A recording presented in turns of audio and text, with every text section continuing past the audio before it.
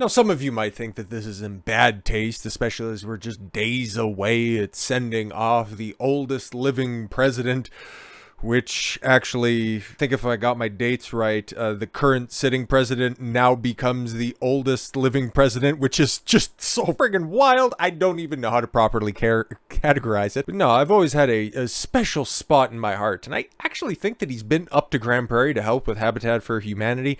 Now, I know a lot of people said, oh, he wasn't a very good president, but at least he was a good man. Well, guess what? Spoilers. The way that you do one thing is often the way that you do other things. So yeah, if he's a bad president, chances are he's kind of a false individual. And here we go. Jimmy Carter's smiling man of the people image that saw him carry his own luggage, which I've already got problems with, but we'll detail here in a second, was all show, says an ex-Secret Service agent who claims ex-president was rude and short and talked down to soldiers.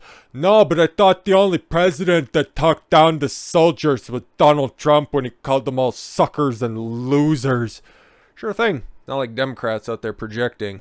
Once again, weird. But yeah, it's just a little bit funny, the timing on this. Because normally this is definitely one of those leftist tactics where somebody's so close to death you'd want to, throw shade on their name. But hey, considering it's here and it's going to be timely in probably a couple of hours, I don't know, man. I wish him a long life. I'd love to see him hit 100. That would be fantastic. I got nothing against him. He's just a shitty president and a shitty dude with a false veneer. Big shock. Somebody in politics is inauthentic. Wow. But he was also instrumental in the downfall of this country. Of the United States. I'm up here in Canada, by the way. But yeah, man, you want to have those people talking shit on good individuals 24/7? Might as well return the favor. After announcing his decision to live out his final days in hospice care at home, Jimmy Carter is being hailed as America's decent, humble president who cared for the so-called little people during his time in office. Yeah, whenever you have a description like that, it just goes to show you how little you accomplished, even as a one-term president. A decent and humble man. Yeah, that's going to be the same description that you're going to get for Joe Biden when he eventually kicks the can. Which, again, I hope isn't for a very long time. That motherfucker is 80 years old and he's the president right now. Lord, whatever. And while his philanthropic work after leaving the White House speaks to that image, yeah, he was actually like swinging hammers for Houses for Humanity, okay? And oh my, like that wasn't that long ago when him and Rosalind were out in some parts of Saskatchewan and he had a heart attack or some shit like that. I don't know. This was years before the jab or anything like that. So it was, due to the fact that he was on the wrong side of 90 that this happened. But this is spoken, as an article from Ronald Kessler, a former Washington Post and Wall Street Journal investigative reporter. Oh, back when it was actually cool to work for those places and it was a boon to have those on your resume instead of a detriment. And New York Times bestselling author of books on the White House, Secret Service, FBI, and the CIA. So revealed in his 2014 book. Oh, so this has been well known for just about a decade. Cool. The first family details Secret Service agents revealed the hidden lives of their president. The agents actually knew Carter as a great actor in the public eye. Wow, kind of like how it wasn't revealed until he left office that Barack Obama was a chain smoker, or even though the media didn't want to report on it, he dropped more bombs than any previous regime before him ever did, more drone strikes, and I understand the technology wasn't there, but Barack was Obama in many circles for good fucking reason. And did I mention he was a chain smoker? Hilarious, because the media sure as shit didn't. They were just too busy licking his boots clean. But Orange Man bad, am I right? Cultivated the image of a jolly populist who grew up on a farm. Where did you learn how to be a president? On a farm in Georgia. Helped run his family peanut business. Should have stayed there. And championed the working man. Yeah, like a true fucking commie. The presidency is a place of compassion, Carter famously said after accepting his nomination for a second term at the 80 Democratic National Convention. Everybody's like, are you retarded? And they just pulled the lever emphatically for Ronald Reagan. Oh well. My own heart is burdened for the troubled Americans, the poor and the jobless and the afflicted. Oh, in 1980 you were saying this after you drove the country into a recession prior to that. Very interesting. Remember all of those old pictures of people lining up for gas and just waiting because they were going to be running out any day now? That happened under the Carter administration. Oh, good times, good times. But behind the scenes, it was a different story. In fact, Carter was just very short and rude most of the time. Oh man, you're dunking on his height? Holy, so he's a no. With agents, he'd pretend to like you, he'd like to pretend like you were not around. You'd say hello, and he'd just look at you. Yo, what the fuck? Like you weren't there, like you were bothering him. Hey, take a look at his public speeches right there, and the way that he just has this passive aggressiveness about him. And everybody thinks that this whole feminization is just a new thing that's out there. All right, then.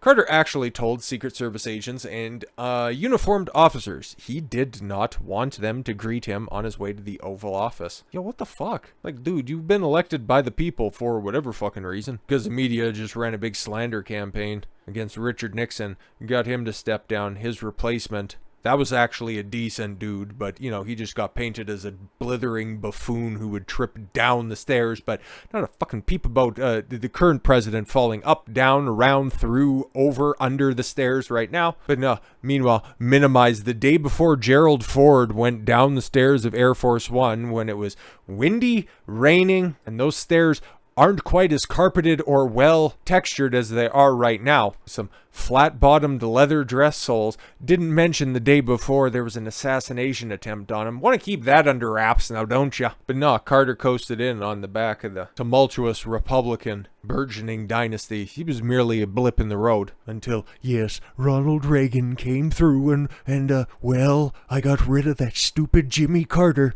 and then, well, everybody just started saying hi in the White House again, yes. It was apparently too much bother for him to have to say hello back to another human being. Yo! It's ironic that after he left the White House, Carter became a true humanitarian. Yeah, because then he could curate his existence, and it was all just a front. He established the Carter Center to promote human rights, even earning a Nobel Peace Prize in 2002. But are you going to talk about his measures to ensure election integrity in about 2014, 2016? Well, probably not. He was also dedicated to the nonprofit Habitat for Humanity, and he and his wife Rosalind were known to strap on their own tool belts and help build affordable homes. Yeah, that's not being hyperbolic. He did swing hammers. Did he, raise any trusses or anything like that? Was he out there, raising barns like the Amish? No, but it was more than just what stupid Pete Buttigieg does by just put on a brand new safety vest and a untouched white hard hat. In the White House years, Carter was known by agents as aloof and unapproachable, and apparently did not have much use for the military either. Yeah, we could tell because there was a understanding on the world stage that America is kind of a paper tiger underneath Jimmy Carter. That totally makes sense. Although he was a Naval Academy graduate himself, he talked down to the military just like he didn't know what they were talking about. Interesting. One agent said Carter didn't want military aides to wear uniforms. Former agent Cliff Baranowski recalled his icy demeanor would make him the most detested commander-in-chief by Secret Service agents of all U.S. presidents in recent memory. Yeah, just even that description kind of makes my skin crawl as well, because I have nothing but the utmost respect for anybody who joins the military, wherever you're at, man. Like, I might not agree with the conflict or the mission or anything like that, but if there's anybody that's brave enough and has the ability to pass those stringent requirements to join any branch of the armed forces, you have nothing but respect for me. I back the troops 1,000 times, but that cannot be said by the president that occupied the White House between 76 and 80. Very fucking telling. And like I said, I would circle back to, the whole, he's just a good man. He would take his own luggage. It's like, bro, that's obviously a photo op. And then you come across as cheap, and you're also taking away somebody's job. Like, that's a narcissistic power play. Oh, look at he's such a man of the people. It's like, there's people employed at the White House. That's their job. You're making them look useless and inept, all for a photo op. Like, what the fuck are you doing? Agent John Piasecki was on Carter's detail for more than 3.5 years. All right, so he was there for most of the presidency, which included 7 months of him driving him in his presidential limousine. Aside from giving directions, Carter never spoke to him, he says, for 3.5 years. Wow. Carter tried to protect his image of himself as a man of the people by carrying his own luggage while traveling, but that was another charade. It's kind of like how Pete Buttigieg likes to show up. I just rode my bike here, folks. I'm just a man of the people. Meanwhile, there's security cam footage of anybody just around the corner where you're unloading a bicycle and you're just putting on your brand new Schwinn helmet. He already had the knee pads on, so he didn't need to put on another set. When he was a candidate in 76, Carter would carry his own bags when the press would come around, but ask the Secret Service to carry them the rest of the time. Wow, consider me shocked.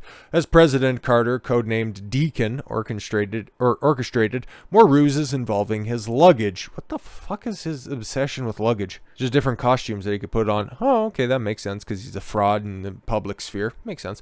When he was traveling, he would get on the helicopter and fly to Air Force One at Andrews Air Force Base, says a former Secret Service agent, Baranowski. He would roll up his sleeves and carry his own bags over his shoulder, but it was empty. Yo, that's taking acting to another level. Oh, look at what a good man he is. He's just bringing those heavy bags with him that are fucking empty. I guess that's a good endorsement for Samsonite. You already carry enough heavy things in your luggage to begin with. The luggage itself doesn't need to be heavy. He wanted everybody to think that he was carrying his own bag. Yo. But it was already loaded up on the plane. Jesus. Carter made a big show about taking a hang-up carry-on out of the trunk of the limo when he'd go someplace, and there was nothing in it, says another agent who was on his detail. Okay, so you got two independent sources on this. So, yeah, what a fraud. It was empty. It was all just for show. And he said that he grew up on a farm. Well, back in the day, back in the cut, he would have had to do something. Like good hardworking attributes would have been instilled in him in a young age. So, do we know for sure if he grew up on a farm? Carter would regularly make a show of arriving early at the Oval Office to call attention to how hard he was working for the American people. Yeah, just like Joe Biden, they don't ever want to report on his 40% of the time outside of the office. Oh, don't worry though, he's working in Delaware. Yeah, we know he has classified documents at his place all the time, and they just keep finding them. It's so weird. Like, this is one of those. Okay. Talking about Jimmy Carter in the context of Joe Biden, it's been one of the things that I've wanted to compare and contrast for a long time on the channel. This goes all the way back to 2020 when I was first starting. Like, this was one of those obvious things.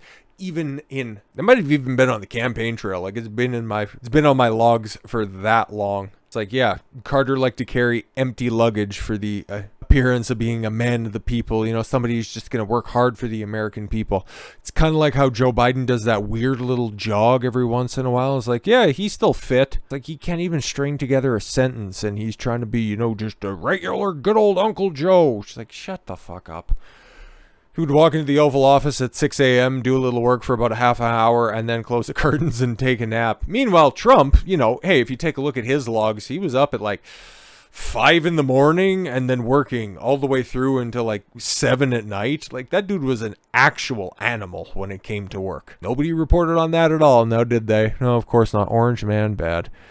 His staff would tell the press that he was working, but he was working on catching up for some sleep, I guess.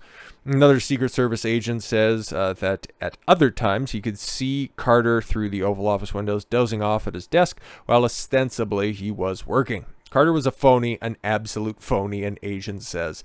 I love it. I love it. When he was in a bad mood, you didn't want to bring him anything, a former Secret Service agent says. Yeah, that makes sense. A man who can't control his emotions just goes out there and proselytizes to the public that we need to be in a more emotional place. That's somebody right there who the modern day woman would say is, oh, he's emotionally intelligent. He's in touch with his feelings. I want a partner who's emotionally intelligent. Fucking yuck.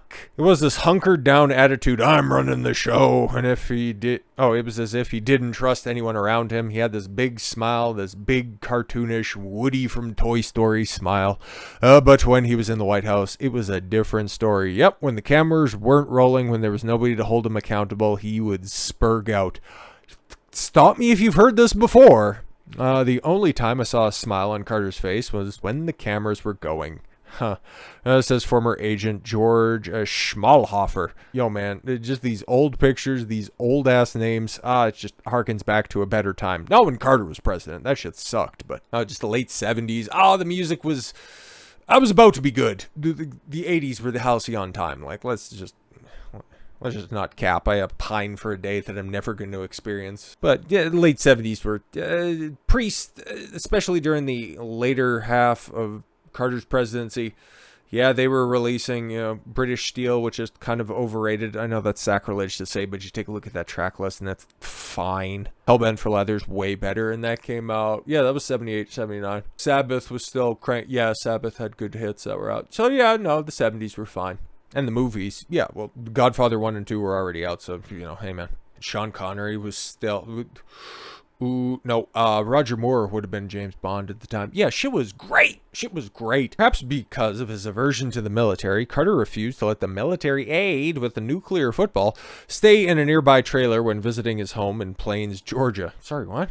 Carter did not want the nuclear football at Plains, the former agent says. Okay, there was no place to stay in Plains. The military wanted a trailer there. He didn't want that, so the military aide had to stay in Americus. Huh, interesting. You're supposed to have security detail at all times. You're supposed to have security agent there. And remember, this is the late 70s. This is before the guy who would eventually succeed him had Mr. Gorbachev tear down that wall. Like, the threat of nuclear attack was very real and very legitimate, and he wanted somebody to stay off property. All right, good man. Town was a 15-minute drive from Carter's home. Yo, Carter didn't want anyone bothering him on his property, the former agent explains. He wanted his privacy. I wonder how many classified documents he had. Well, he would have had declassification power, so that's totally different. In the event of a nuclear attack, by the time the military aide brought the nuclear football to Carter at his home to launch the counterstrike, the country would have been wiped out by nuclear-tipped missiles. Yep, and you can thank his Democratic predecessors also, LBJ, that dirty fucking racist, and JFK, that dirty fucking meth head. We're not getting those out of Cuba. Yes, JFK, the wartime general. Oh yeah, he really stuck it to those filthy commies, even though it was revealed not that long ago that if push eventually did come to shove, he would have capitulated to the communist regime. Fuck him. Worthless meth head. Terrence Adamson, Carter's lawyer, denied that Carter refused to let the military aide stay near his residence.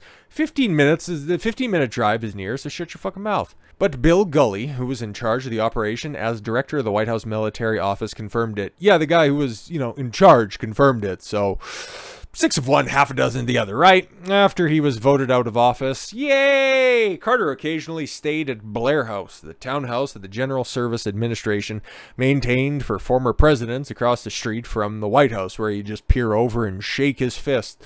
Didn't have to smile, though. No cameras were there. The townhouse's walls are adorned with large photos of former presidents, and he'd just stand right in front of Woodrow Wilson's and mutter into his suit coat about the good old days and specific films. I don't know, man. Checking the premises, GSA managers found that when Carter was visiting, he would take down photos of Republican presidents Gerald Ford and Richard Nixon and decorate the townhouse with another half dozen photos of himself. Wow, just like another eventual Democratic successor. A little further down the line, Bill Clinton, who, after he was, at least he got to serve out his 2 terms, Bill Clinton, I'd really have to look through everything, but just for what I know about the country, going out of the Clinton administration was definitely better than Carter. I think I can pretty definitively say that Clinton was a step up from Carter. Removed all the W's from all the keyboards that were in the place. So pettiness, it kind of looks like it's a qualifier to be a nominee from the DNC. Just saying. Oh, and maybe that's why Carter had to go build low-income homes, because Democrats, whenever they leave office, oh my God, we just don't have 2 pennies to rub together, but then just become millionaires after the fact. It's fucking weird how that happens. After each visit, Charles B. Buddy Respis, all right, then the GSA manager in charge of the White House became irate because GSA had to try to find the old photos and hang them again. Like, he didn't even just take him down because he found the visage of Nixon or the shiny head of Ford troublesome. Didn't just, turn him down. No, he hid them. What a petty bitch. But Lucille Price, the GSA manager who reported to Respass, said Carter changed the photos. He didn't like them. Ford and Nixon looking down at him every fucking time. Come on now. We would find out he would put photos of himself up. Yo, classic narcissist. Put out one front to the public, but really be something else behind the scenes. Is anybody really shocked by this? But yo, that's nice, and it's refreshing, especially because we're kind of on the eve of a death of a president. Yeah, man, sometimes the truth just has to come out, even at inopportune times. So with all that said, thank you all very much for the gift of your time. I've been Don Consuelo. I should follow your gut and get after it. Take care, everyone.